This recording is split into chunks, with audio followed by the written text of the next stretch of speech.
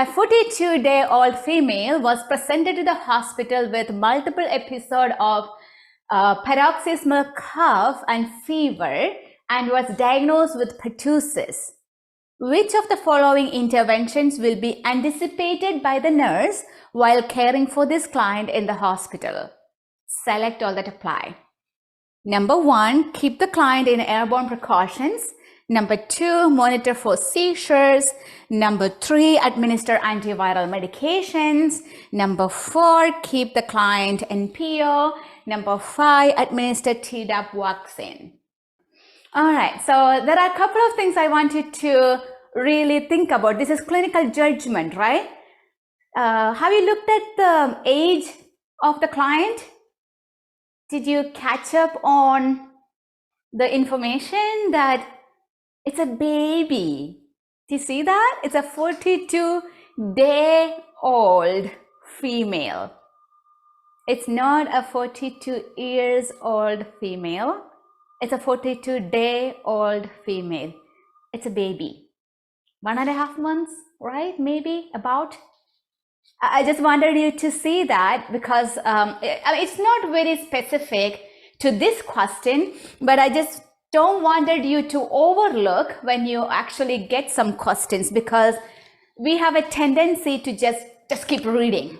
And when our brain is so great in putting pieces which is not there, and this 42-day-old is a baby. And I just wanted you to know that. It doesn't matter for this question, but I just want you to have the habit of looking at that when you get another question, because there may be a question which is something pediatrics and you completely missed it because it just said 42 something. And we have a tendency to think it's an years old. So it's a 42-day-old, it's a baby. All right, anyway, that's one thing. And what is this baby having? What is this baby having? Paroxysmal cough and fever. All right, I guess that's kind of okay because we have a diagnosis. We have a diagnosis which is pertussis. Okay, now the question. What are the interventions anticipated by the nurse? Which means, what does that mean? I'm anticipated by the nurse.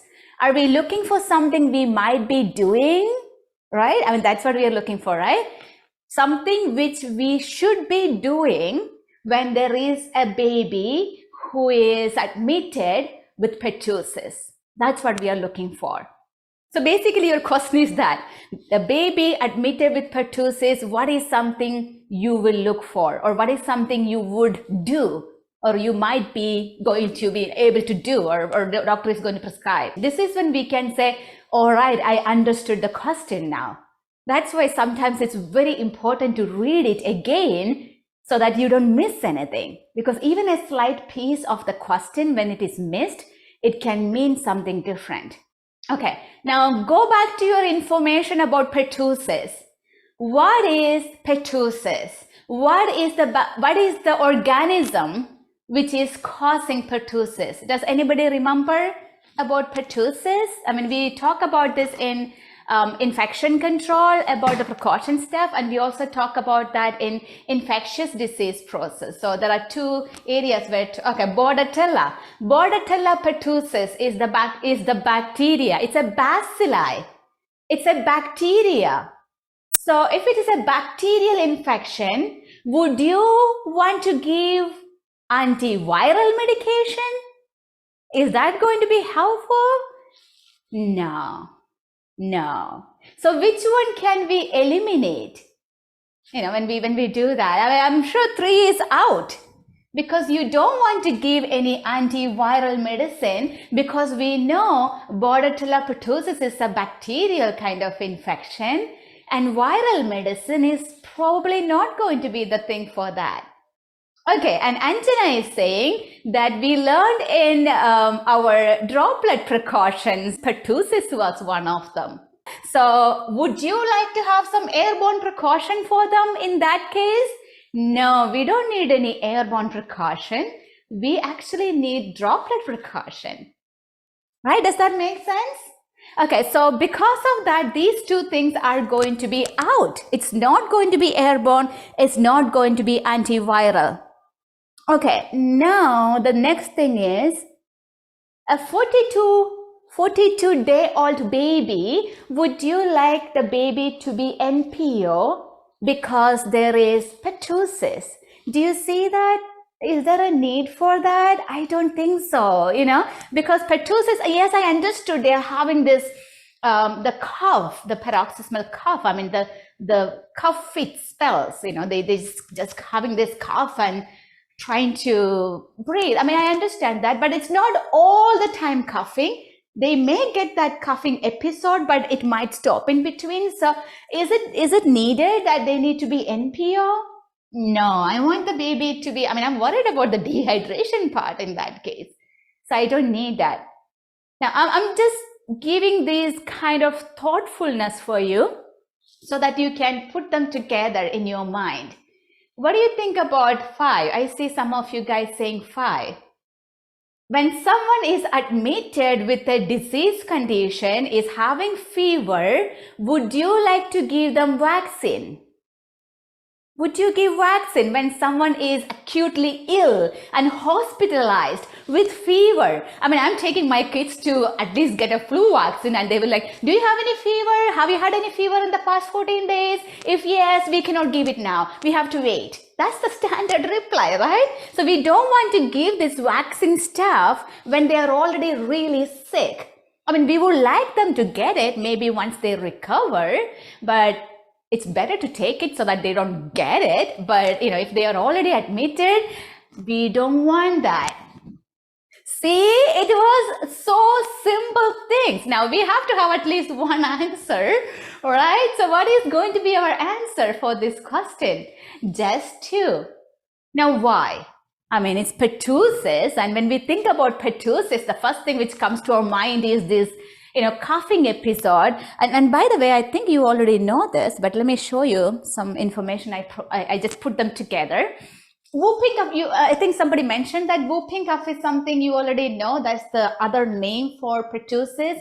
And it's like, or it's called 100-day cough because they just have cough for a long time. But it's not that they are going to have the cough all the time during the day. They may have the cough spells. Okay, so that's why it's called the paroxysmal. Paroxysm meaning rapid, violent, uncontrollable coughing fits. So when they have that, once they start having that coughing, it might be very hard for them and they might vomit, and then it's kind of complicated too because they might aspirate, they may end up having pneumonia, they may have apnea, and then they have this whooping sound because they are coughing and they're trying to take the breath, so they have this whooping cough. That's why it's called whooping, whooping sound. That's why it's called whooping cough.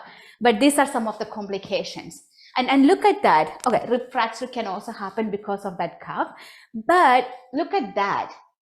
This bacteria which is producing this issue, that toxins from the bacteria can affect the nervous system.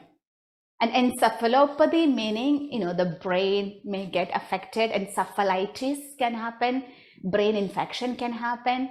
And when the neural system is affected because of the toxin produced by this bacteria, it can end up with convulsions, seizures.